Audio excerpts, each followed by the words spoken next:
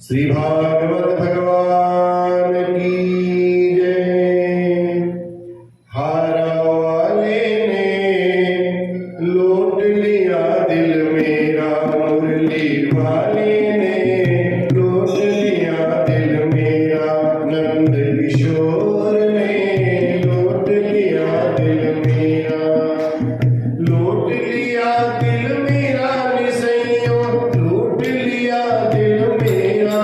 हारा वाले ने लूट लिया दिल मेरा, मुरली वाले ने लूट लिया दिल मेरा। खुद बेचैन जब जान लगी तेरा बिच मिल गया गाना, खुद बेचैन जब जान लगी तेरा बिच मिल गया गाना। सुध बुध में ना भूल गए अपना, सुध बुध में ना भूल गए अपना, खुद भी रुल गया सारा। हारा वाले ने लूट लिया दिल मेरा, नंद किशोर ने लूट लिया दिल मेरा, मुरली वाले ने मेरा। हंसती रोंदी घर में आई माँ मेरी घबराई, हंसती रोंदी घर में आई माँ मेरी घबराई। गली मोहल्ले शोर जो मचिया, गली मोहल्ले शोर जो मचिया, सखियों ने पाया घेरा। हारा वाले ने लूट लिया दिल मेरा, मुरली वाले ने लूट लिया दिल मेरा, नंद किशोर ने दिल मेरा। दिल की लगी तो दिल ही जाने, प्रीत पराई जाने ना। दिल की लगी तो दिल ही जाने, प्रीत पराई जाने ना। मैं मोहन दी भई दीवानी, ओ मैं मोहन की हुई दीवानी, मोहन हो गया मेरा। हारा वाले ने लूट लिया दिल मेरा, मुरली वाले ने लूट लिया दिल मेरा, नंद किशोर ने लूट लिया दिल मेरा। लूट लिया दिल मेरा निसैयों, लूट लिया दिल मेरा। हारा वाले ने लूट लिया दिल मेरा, मुरली वाले ने लूट लिया दिल मेरा, नंद किशोर ने लूट लिया दिल मेरा। हारा वाले ने लूट लिया दिल मेरा। बोलिए सच्चिदानंद भगवान की जय।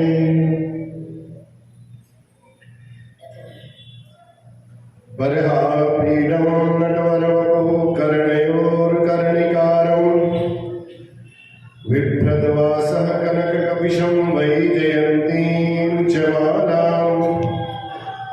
रन्ध्रान् वेणोरधरसुधया पूरयन् वृन्दारण्यं स्वपदरमणं काविशद्गीतकीर्तिः। सच्चिदानन्दरूपाय विश्वोत्पत्त्यादिहेतवे, तापत्रयविनाशाय श्रीकृष्णाय वयं नमः। श्रीकृष्णाय वयं नमः।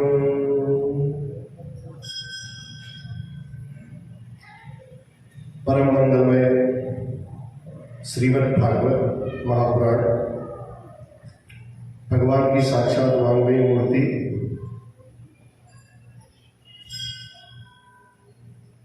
जब व्यास जी महाराज ने एक वेद के 4 विभाग किए, चारों वेदों को लिखने के बाद व्यास जी का मन संतुष्ट नहीं हुआ। 5वां वेद महाभारत के रूप में लिख दिया ताकि सब लोगों को समझ में आ जाए। उसकी सुंदर और सरल भाषा व्यास जी ने बना दी, लेकिन फिर भी व्यास जी का मन बड़ा अशांत, अधीर। धीरे धीरे उपवेद लिखे, मीमांसा लिखी,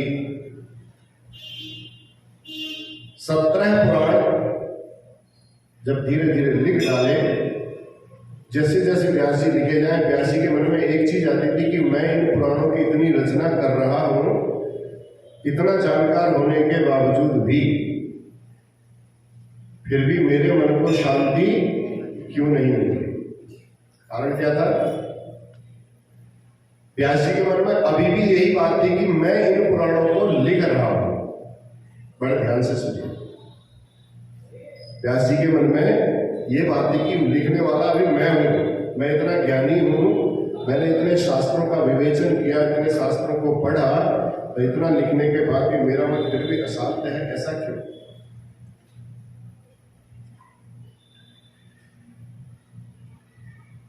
नारद जी महाराज व्यास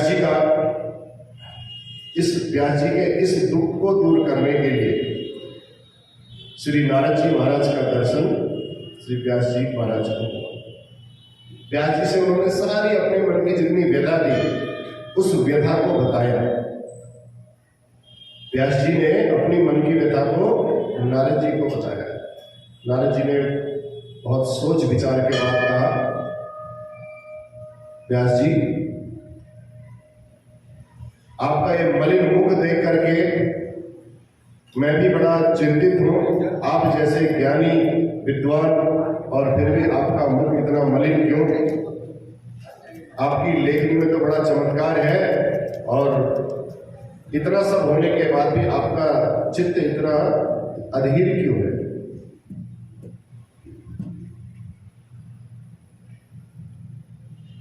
तब व्यास जी ने सारी कहानी बताई। नारद जी ने सारी कहानी सुनने के बाद व्यास जी को बोला, व्यास जी महाराज, जब तक श्री हरि का कीर्तन नहीं करोगे, श्री हरि के गुणानुवाद को आप नहीं बोलोगे, गोविंद के गुणगानों को आप नहीं बोलोगे, श्री माधव के गुणगानों को आप चरित्र चित्रण नहीं करोगे, तब तक मन को शांति मिलने वाली नहीं है।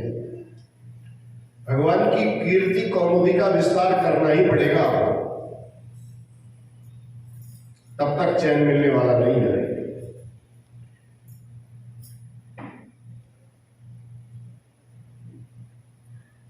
व्यास जी ने कहा, नारद जी आप इतने आनंदमग्न कैसे रहते हैं? तब नारद जी ने कहा, तभी तो मैं आपको बता रहा हूं कि भगवान के उन चरित्रों का गुणगान जब तक नहीं करोगे तब तक आपको शांति मिलने वाली नहीं है। बताता हूं, मैं इतना आनंद मग्न और भगवान के चरित्रों का गुणगान करते हुए अपने समय को क्यों व्यतीत करता हूं? जहां जाता हूं भगवान के गुणानुवाद ही वर्णन करता रहता हूं। नारद जी ने कहा, मुझे देखो, अहम पुरातीत भवे भवम मुने दास्यास्तु कस्याश्चन वेदवादिनां निरूपितो बालक एव योगिनां शुश्रूषणे प्रावृषि निर्विक्षताम्। पूर्व जन्म में वेदवादी ब्राह्मणों के यहां मैं एक दासी का पुत्र। मेरी मां संतों पर, विद्वानों पर बड़ा भरोसा रखती थी, बहुत उनकी सेवा में लगी रहती थी, हमेशा अहरनिश। जहां उनको संत मिल जाए, विद्वान मिल जाए, ज्ञानी मिल जाए, तो संतों की बड़ी सेवक थी। जब से मैं होश संभाला, मां के साथ संतों के पीछे पीछे मैं भी चला जाता।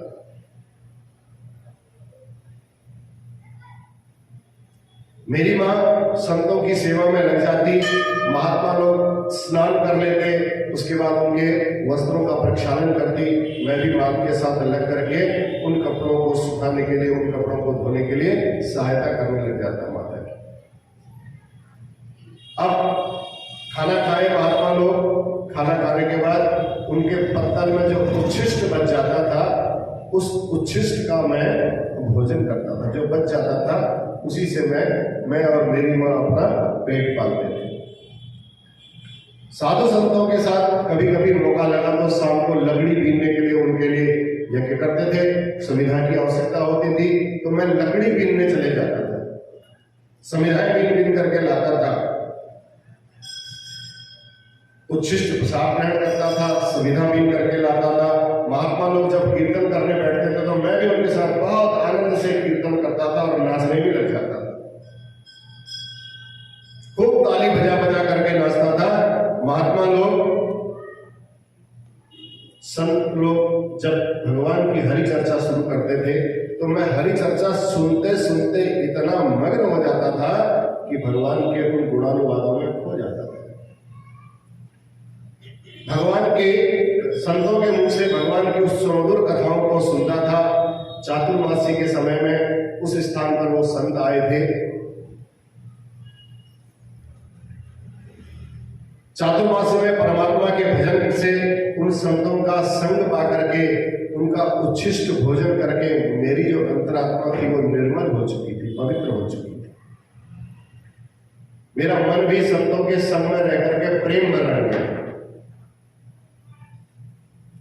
अब चातुर्मासी पूरा हुआ, महात्मा लोग जाने की तैयारी करने लगे, चल पड़े। भैया एक जगह तो टिकते नहीं है, चातुर्मास में वर्षा इत्यादि थोड़ा अधिक होती है, इसलिए एक जगह रुक जाते हैं। संत लोग तपस्या करते हैं चातुर्मास में।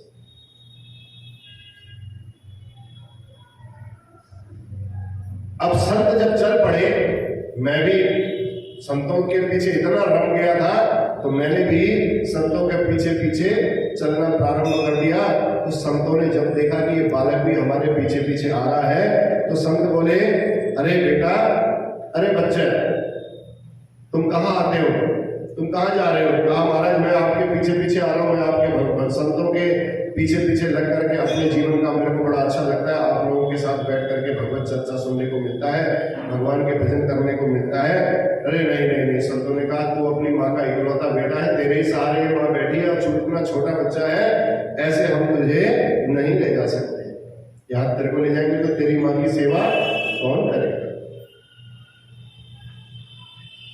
हम तुझे साथ नहीं ले जाएंगे।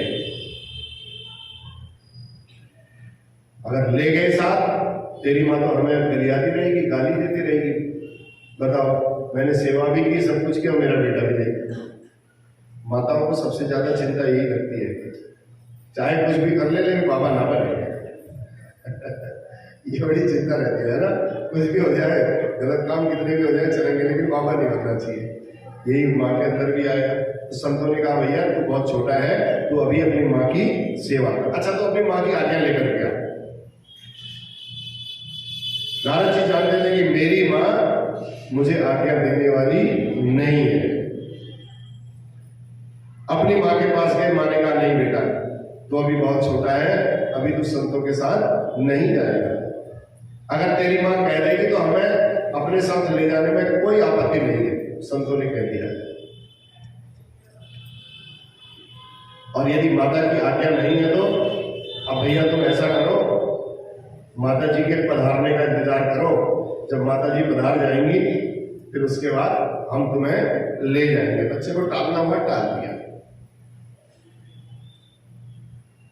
तब तक तुम अपने मां की सेवा करो। नहीं माने, बालहट भी होती है, बालहट, जोगहट और त्रियाहट। कैकेयी ने त्रियाहट से ही सारा विनाश करवाया।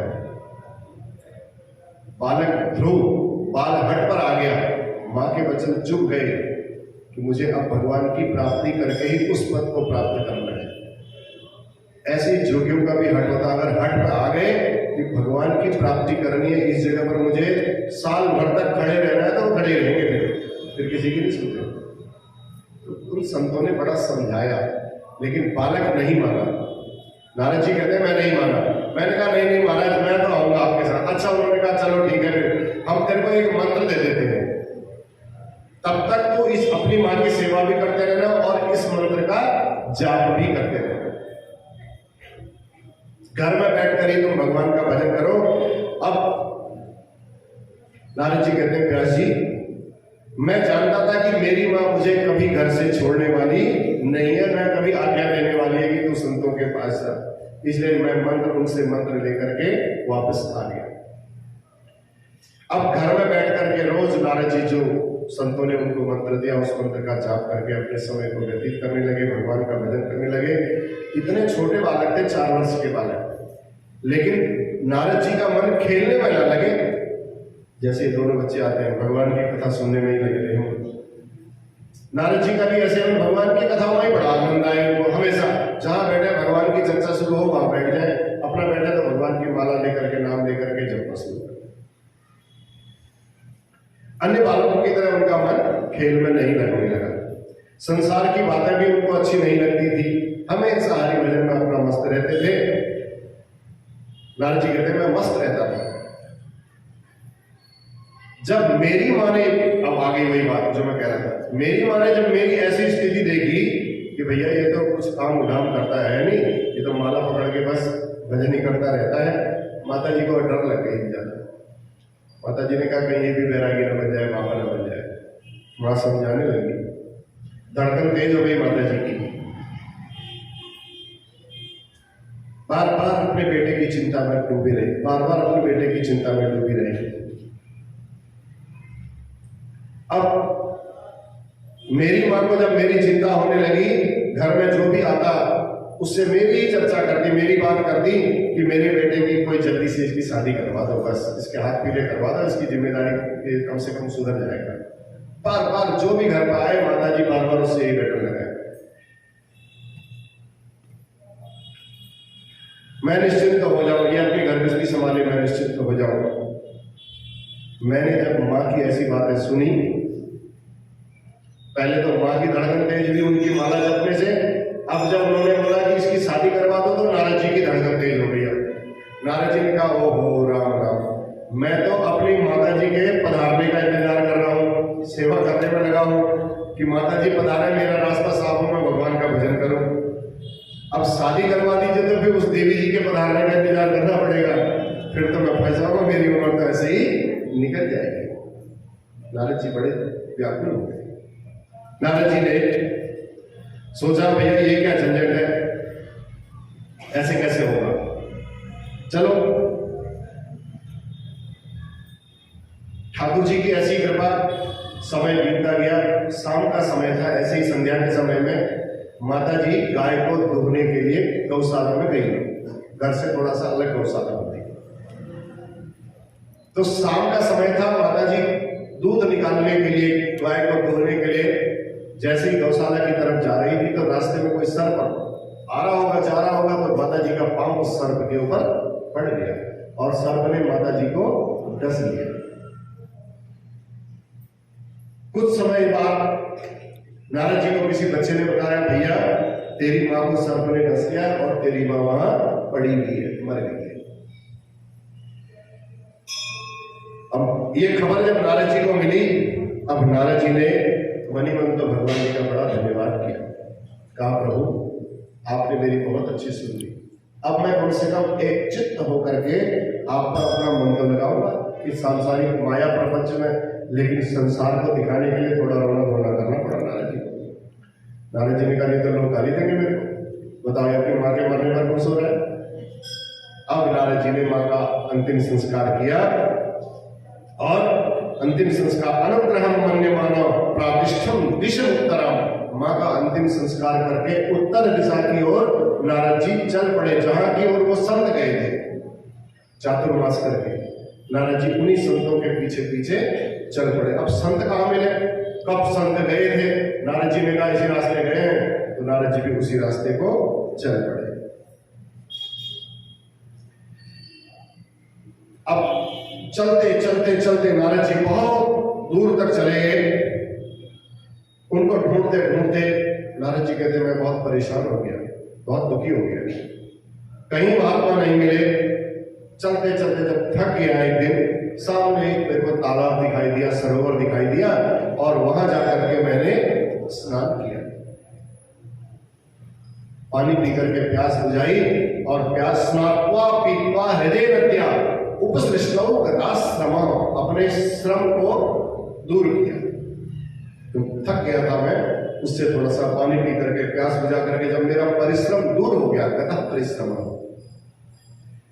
एक पीपल का पेड़ था, उस पीपल के नीचे, पेड़ के नीचे बैठा, और संतों ने जो मुझे ज्ञान दिया था, क्योंकि संतों के संग में रहे थे, अच्छे लोगों की संगति की थी, तो नारद जी को याद आ गया कि तू बस यहाँ पर बैठा है बड़े आराम से, और उस माला का अपना जप करते रहो, जो संतों ने तुझे मंत्र दिया था उस मंत्र का तू जाप कर।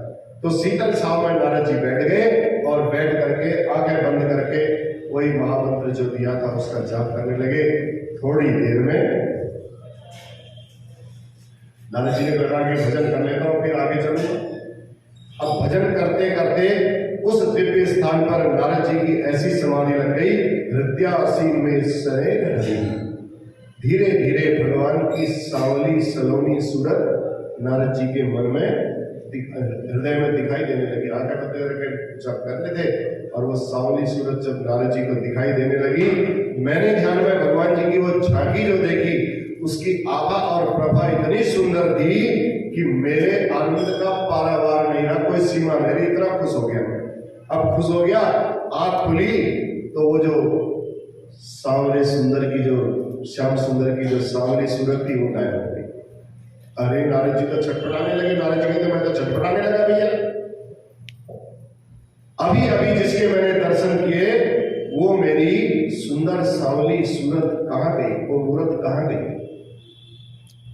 साक्षात नारायण का साक्षात्कार हो गया, और अब नारद जी फिर आंख बंद करके देखने लगे कि चलो कहीं फिर दोबारा दर्शन हो जाए। अब कहां दर्शन हो, एक बार दर्शन हुए और वो झांकी तो चली गई। क्षण प्रति क्षण नारद जी फिर ध्यान लगाए, लेकिन वहां नारद जी को दर्शन नहीं हुए। अब घबराहट हुई कि नारद जी को भैया भगवान गए तो गए कहां। फिर दोबारा आसन लगाया नारद जी ने, थोड़ी देर, बहुत देर तक ध्यान लगाया, लेकिन उस झांकी के फिर भी दर्शन नहीं हुए। तो विरह वेदना और ज्यादा प्रबल हो गई, दुखी हो गए नारद जी दर्शन। किसके लिए दुखी हुए? भगवान की उस छवि को देखने के लिए। जब बहुत देर हो गई, नारद जी बहुत दुखी हो गए, तब ऊपर से आकाशवाणी हुई। नारद जी सोचने लगे कि मेरे से ऐसा कौन सा दोष हो गया, क्या हो गया, रोने लगे।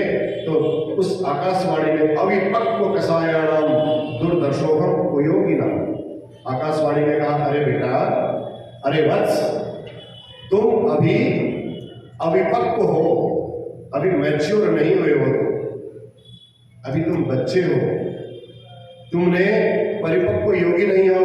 जब परिपक्व और सच्चे योगी बन जाओगे उस दिन तुम्हें मेरा दर्शन होगा, ऐसा आकाशवाणी ने नारद जी को बोल दिया। तुम अभी अधिकारी हो। इस प्रकार साधना करते करते फिर हम आपको अवश्य दर्शन देंगे, ऐसा कह करके आकाशवाणी बंद हुई। तब मैं परिपक्व नहीं था, और भगवान ने विचार किया कि भैया ऐसे तो दर्शन देने के लिए भगवान, इसका मतलब जो सिद्ध कोटि के संत हैं उन्हीं को दर्शन देने के लिए आते हैं।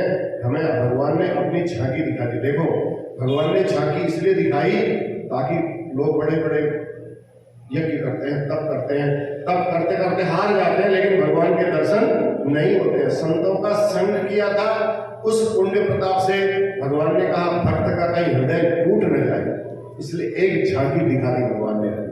अब उस झांकी को तो ढूंढते रहो बेटा, ढूंढते ढूंढते जब तेरा समय पूरा हो जाएगा, भगवान ने कहा हम तुम्हें अवश्य दर्शन देंगे। अब नारद जी छटपटा रहे हैं, जैसे पानी के बिना मछली की स्थिति हो जाती है, ऐसे ही नारद जी कहते हैं मेरी स्थिति हो गई। अब प्रभु से प्रार्थना करते हैं कि मैं आपके बिना नहीं रह पाऊंगा। भगवान बोले बेटा, अभी तो खाली मैंने तेरे को चटनी चटाई खा दी, बस स्वाद दे दिया तेरे को भगवान कैसे होते हैं, ठीक। अब बस तू बालक है, विरक्त हो गया है, और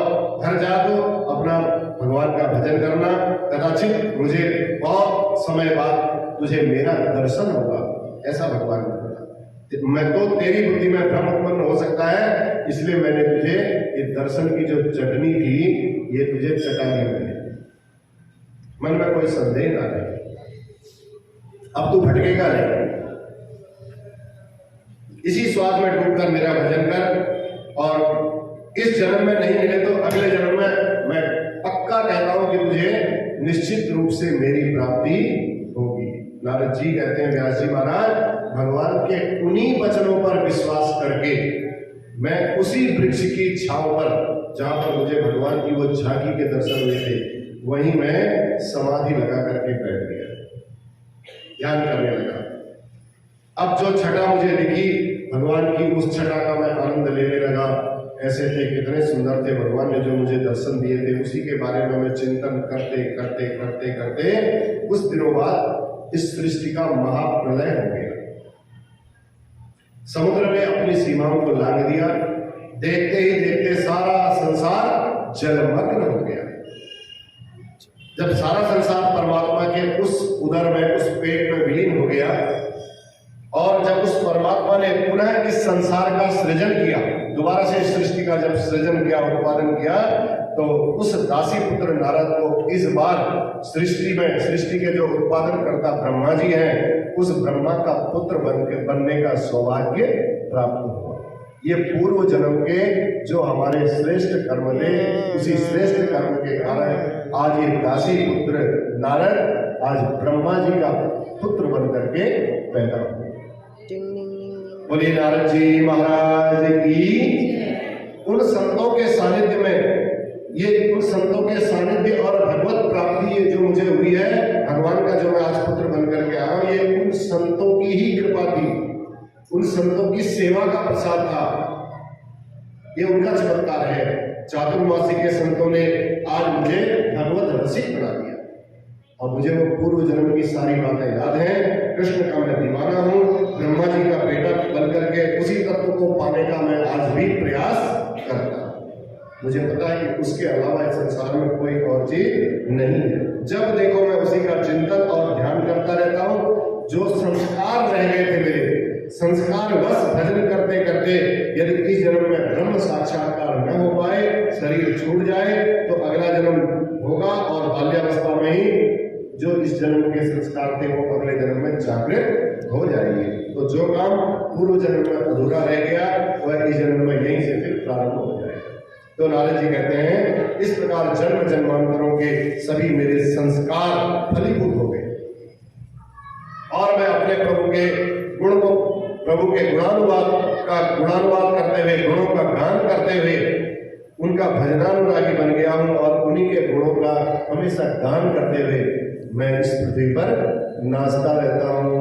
जय जय नारायण नारायण हरि हरि, भजो नारायण नारायण हरि हरि, सत्य नारायण नारायण हरि हरि, राम नारायण नारायण हरि हरि, तेरी लीला प्रभु है हरि हरि हरि हरि, भजो नारायण नारायण हरि हरि, जय जय नारायण नारायण हरि हरि, प्रभु नारायण नारायण हरि हरि। नारायण हरि हरि, नारायण हरि हरि कहते कहते नारद जी घूम रहे थे। भगवान श्री हरि इतने प्रसन्न हो गए, तो भगवान श्री हरि ने उनको एक वीणा पकड़ा दी, बड़े खुश हो गए। भगवान ने अपनी वीणा नारद जी को देखी। नारद जी खाली ताली बजा के मत जाओ, आप इस वीणा को पकड़ो और भगवान जी का नाम लेकर के गुणगान करते रहो। देवदत्ताम इमाम वीणाम स्वर ब्रह्म विभूषिताम, मूर्छित्वा हरिकथाम गाय मानस चराम्यहम्। मैं उसी वीणा को पकड़ करके इस सारे, देखो भगवान का मानस पुत्र बना, और मेरे लिए भगवान ने सब द्वार खोल दिए, बिना रोक के पृथ्वी में भी आ जाता हूँ, भगवान के धाम में कैलाश मानसरोवर में भी पहुंच जाता हूँ, और वहाँ जहाँ भगवान शयन करते हैं क्षीर सागर पर, मैं वहाँ भी पहुंच जाता हूँ।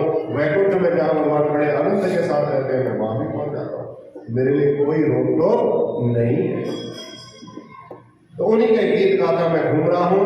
तब बताते हैं व्यास जी को कि आप प्रभु व्यास जी महाराज आप भगवान के गुणों का गान करो, तब आपके मन को शांति मिलेगी। उसका प्रत्यक्ष उदाहरण मैं हूं। नारद जी ने ये बात बताई। तो प्रभु के नाम का चमत्कार देखो व्यास जी, कहा तो मैं दासी पुत्र था, आज ब्रह्मा जी का पुत्र बन गया हूं। और नाम महिमा का चमत्कार देखो, सब जगह लोग मेरी पूजा करते हैं। आज मानवों में चले जाओ, वहां मेरी पूजा, वहां कोई मेरे को रोकता नहीं है। राक्षसों के यहाँ भी नारद जी पहुंच जाते हैं, वहां भी कोई नारद जी को रोकता नहीं है। और नारद जी मेरी पूजा होती है कहने का भाव, नारद जी के अंदर कोई अहंकार का भाव नहीं है। यह भी बड़ी सोचने की बात है। देवताओं के यहाँ जाता हूं, वहां भी मेरी पूजा होती है, सर्वत्र मेरी पूजा। ये मेरी पूजा नहीं है, ये मेरे हरि के गुणों का चमत्कार है। मेरी पूजा नहीं होती, साक्षात श्री हरि की पूजा होती है। ये नारद जी ने बोला, ये प्रभु के नाम की पूजा होती है, जिसने आज मुझे इस जगत में पूज्य बना दिया, जगत पूज्य बना दिया।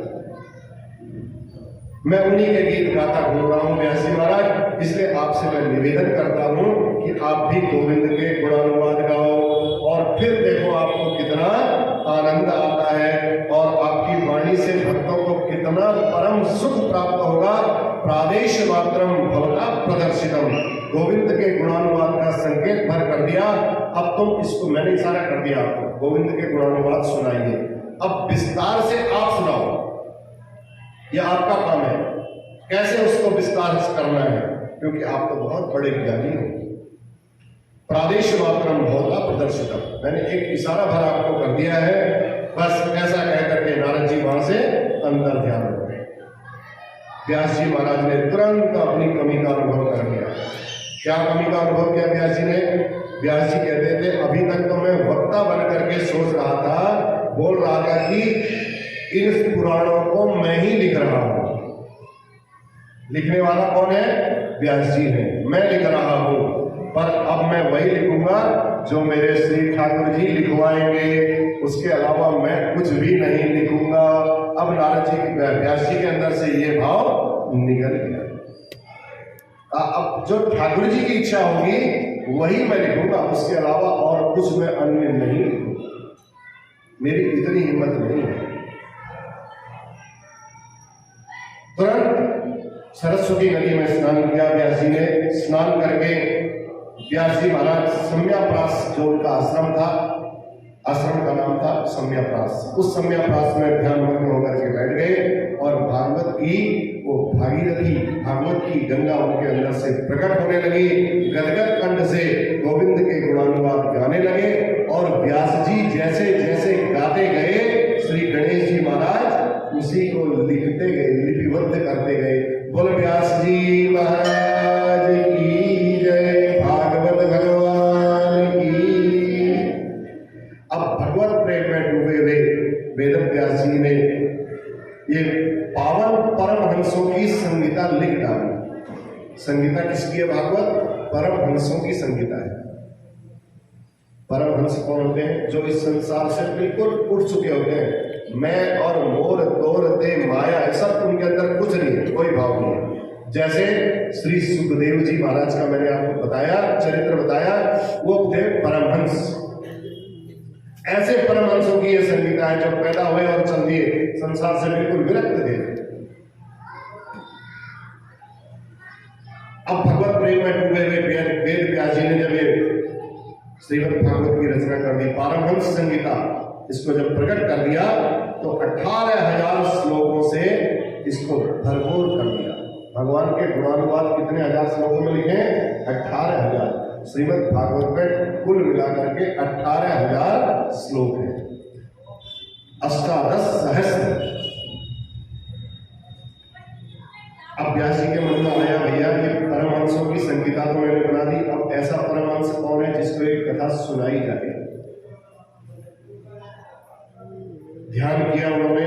ध्यान करते ही तुरंत अपने बेटे सुखदेव जी का ध्यान स्मरण आ गया। कहा सुखदेव जी जैसा कोई दूसरा परमहंस हो ही नहीं सकता, जो जन्म लेते ही यम प्रव्रजंत मनोपेत मपेत कृत्य, प्रव्रजंत हो गए थे, परिव्राजक हो गए थे जन्म लेते ही। इससे श्रेष्ठ कोई दूसरा परमहंस नहीं होगा। वह न तो जान वह पर। अब व्यास जी के मन में शंका हुई, भैया सुखदेव जी तो कब के निकल गए थे, पता नहीं, वो तो परमहंस थे, निर्गुण ब्रह्म, निर्गुण निराकार ब्रह्म को मानने वाले थे सुखदेव जी। कहीं गुफा में जाकर के वो भी ध्यान लगा करके बैठे हुए। अब व्यास जी ने कहा भैया ढूंढा जाए तो ढूंढा कैसे जाए, ये एक बहुत बड़ा प्रश्न व्यास जी के मन में आया। अब सुखदेव जी को कहाँ ढूंढे जंगलों में जाकर, तो सुखदेव जी ने अपने 2-4 शिष्यों को श्रीमद् भागवत के 2 श्लोक कंठ करवा दिए, स्मरण करवा दिए, याद करवा दिए। कहा तुम इस दिशा को जाओ, तुम इस दिशा को जाओ, तुम इस दिशा को जाओ। चारों अपने शिष्यों को चारों दिशाओं में भेज दिया और तुम ये दोनों श्लोकों का गायन करते रहे प्रचार के, ताकि कहीं सुखदेव जी महाराज इन श्लोकों को श्रवण करेंगे तो अवश्य कहीं न कहीं उनके दर्शन हो जाएंगे। इस भाव से तो शिष्यों ने गिरी गुफा में यत्र तत्र जंगलों में जाकर के उन श्लोकों का गुणगान कर दिया। कौन से श्लोक थे वो? बरहा पीडम नटवर वपु, भगवान के सब सौंदर्य का वर्णन। कर्णयोर कर्णिकारम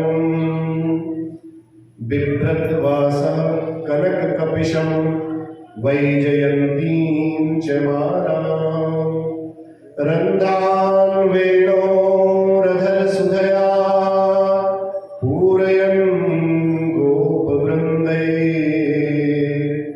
वृन्दारण्यं स्वपदरमणं प्राविशद् गीतकीर्ति,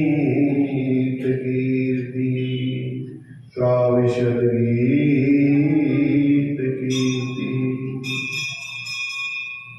निर्गुण ब्रह्म की समाधि में बैठे हुए सुखदेव जी महाराज कहीं गुफा के अंदर बैठे हुए थे, अपना ध्यान लगा कर। यह श्लोक की जब सुखदेव जी को आवाज सुनाई दी तो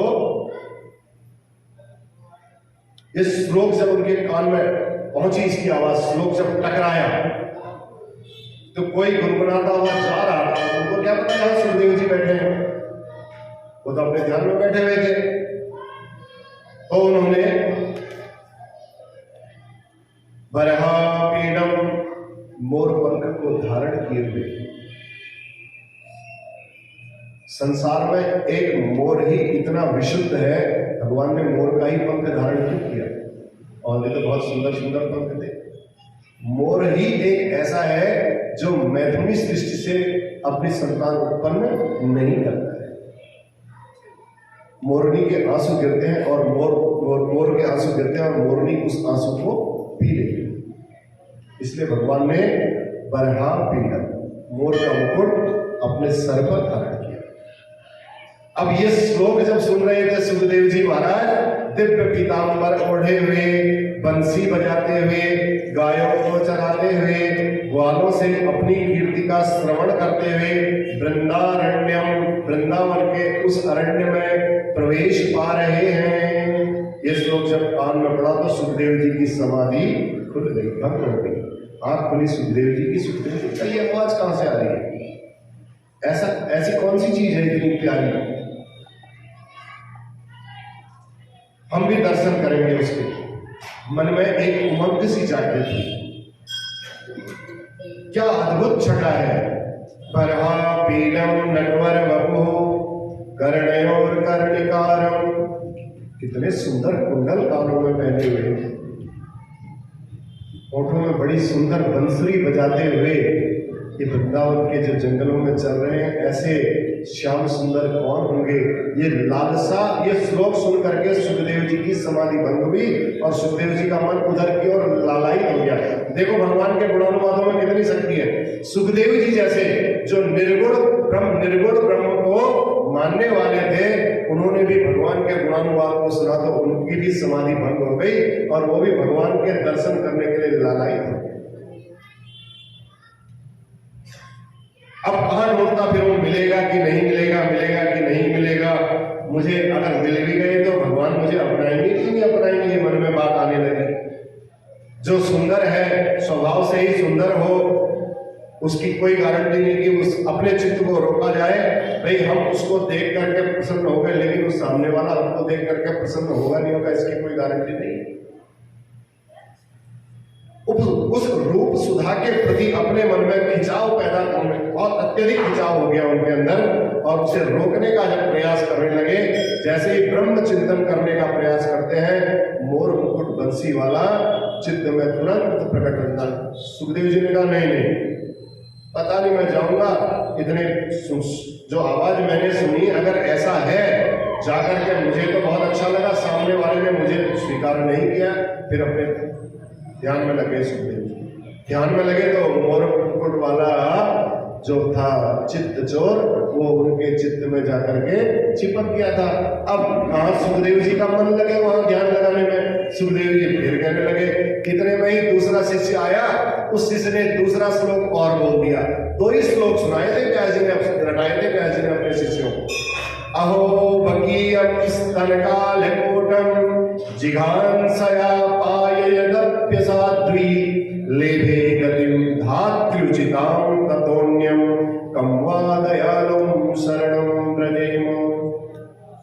अहो बकीयम स्तनकालकूटम, ओहो, बड़े आश्चर्य की बात है। इस श्लोक का अर्थ देखो। अब सुखदेव जी ने तो श्लोक सुनते ही अर्थ समझ लिया। बकी, बकी माने पूतना। अहो बकीयम स्तनकालकूटम, अपने स्तनों में हलाहल विष को लगा करके जो भगवान श्री कृष्ण को मारने के लिए आई थी, जिघांसया, मारने के लिए, जिघांसया पायद अप्य साध्वी, साध्वी का रूप बना करके, बड़ी सुंदर स्त्री का रूप बना करके जब वो आई थी, तो भगवान कैसे है देखो। लेभे गतिम धात्र्युचितां ततोन्यम, धात्री बोलते हैं माता को। उस स्तन काल, स्तनों में ऐसे कालकूट हलाहल विष को लगाने वाली उस स्त्री को भी, जो भगवान को मारने के लिए आई थी, लेकिन उसने अपने माता की तरह जब उसको स्तनपान कराया, तो भगवान ने उसको भी वो गति दी जो भगवान के बड़े बड़े तपस्या करने वाले, बड़ी बड़ी पूजा करने वाले उन संतों को प्राप्त नहीं होती। लेभे गतिम धात्र्युचितां, अपनी माँ यशोदा को जो गति दी थी, वही गति पूतना को भगवान ने दे दी। ओहो, ऐसा जब सुखदेव जी महाराज ने सुना तो बकासुर की भगिनी थी, इसलिए बकी बोला उसको, ठीक है। तो ऐसे विषयुक्त स्तन प्रभु के मुख में जब उसने दे दिए, और वाह प्रभु, उस पापिनी के उस पापों पर आपने पर्दा डाल दिया। सुखदेव जी स्मरण करने लगे और कहते हैं, बुरी भली जैसी भी थी, भगवान ने कहा कोई बात नहीं, मेरी माँ की तरह इसने मेरे को हृदय से लगाया और अपने स्तन पान कराए इसने। ये तो मेरी माँ की तरह ही हो, मासी हो गई। मासी माने मासी, मासी बोलते ना, मासी माने माँ की तरह ही। तो पूतना मासी को माँ की तरह ही गति दे दी। तो लेभे गतिम धात्र्युचितां ततोन्यम, माँ यशोदा के समान उस पापनी पूतना को भगवान ने, वो अपनी माँ यशोदा को जो गति मिली थी, वही गति दे दी। उसकी शरण में अम्बा दयालु शरणम व्रजेम, उनकी शरण में कौन नहीं आना चाहता है, उनकी शरण में कौन नहीं जाना चाहता है। इतने प्यारे श्याम सुंदर, इतने मधुर होने के साथ साथ इतने सरल भी हैं और इतने सुगम भी हैं। अभी तक सुखदेव जी सोच रहे थे कि भैया ये इस प्रकार के हैं, मुझे मिलेंगे या नहीं मिलेंगे, स्वीकार करेंगे नहीं स्वीकार करेंगे।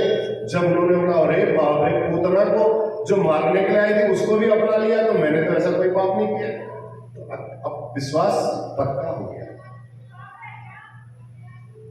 तो सुखदेव जी महाराज ने कहा भैया अब अवश्य मेरे को मुझे उनके दर्शन करने के लिए अवश्य जाना पड़ेगा।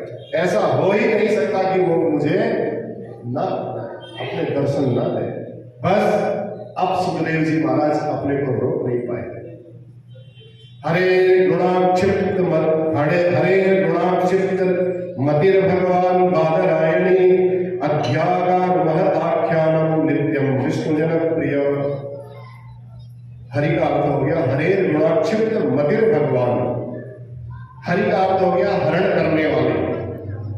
उस हरि ने इनका चित्त भी हर लिया। इनका चित्त हर लिया सुखदेव जी महाराज का। सुखदेव जी महाराज ये सब नहीं मानते थे, मूर्ति पूजा वाले नहीं थे। वो तो बस जैसे ही पैदा हुए तुरंत निकल गए पक्के सन्यासी, परमहंस जिनको बोलते हैं, निर्गुण पर ब्रह्म को मानने वाले, निर्गुण ब्रह्म को मानने वाले। लेकिन जब 2 श्लोक सुने तो भगवान श्री कृष्ण भी उनके अंदर बैठ गए हृदय को आकर। अब उन्हीं की लीलाओं के बारे में सोचने लगे। तो भगवान ने सुखदेव महामुनि का भी, सुखदेव महाप्रभु का भी चित्त हर लिया और चुंबक की तरह उनके चित्त में जाकर के चिपक गए माधव के चरणों में। और सुखदेव जी महाराज भी उन श्री हरि के उन माधव के चरणों में जाकर के चिपक गए। अरे भैया बड़े प्यार का सुखदेव जी ने कहा, अरे रुको रुको रुको रुको। दूसरा वाला जब शिष्य आया तो उसको बोला, अरे रुको रुको भैया, हरे गुणाक्षिप्त मदिर भगवान बादर आए नहीं, रुकिए। श्लोक आप जो श्लोक गुनगुना रहे हो भैया 2 मिनट आप रुकिए और जरा 2 श्लोक और हमको सुना दीजिए। सुनने में बड़ा मधुर लगा हमको, आप कृपा करके 2 श्लोक और सुना दीजिए। शिष्यों ने कहा, अरे नहीं, हमें तो गुरु जी ने 2 ही श्लोक सुनाए थे। अगर आपको आगे श्लोक सुने हैं तो आप हमारे गुरु जी के पास चलिए। सुखदेव जी ने कहा, अब तो गुरु जी के पास जाना ही पड़ेगा, अब तो कोई और दवाई है ही नहीं,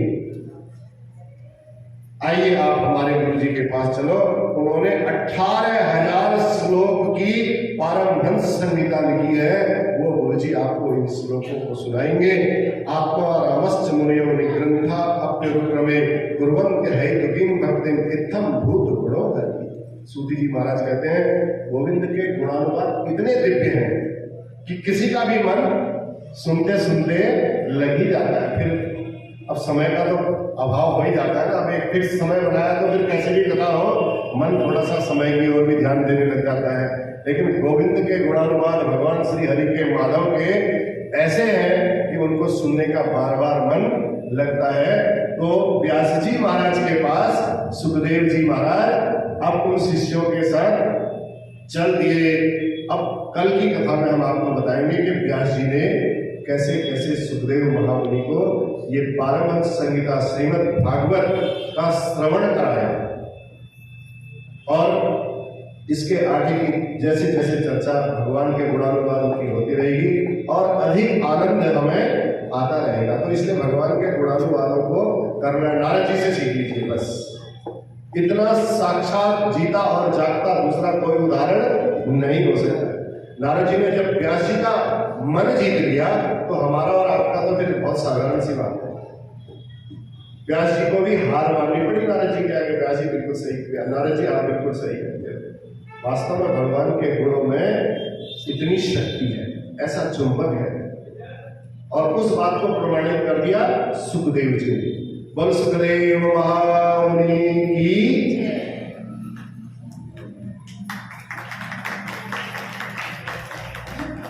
हरि ओम। सुनी है गोकुल नगरिया, सुनी है गोकुल नगरिया, आजा आजा सांवरिया। सुनी है गोकुल नगरिया, आजा आजा सांवरिया, आजा आजा सांवरिया, आजा आजा सांवरिया। सुनी है गोकुल नगरिया,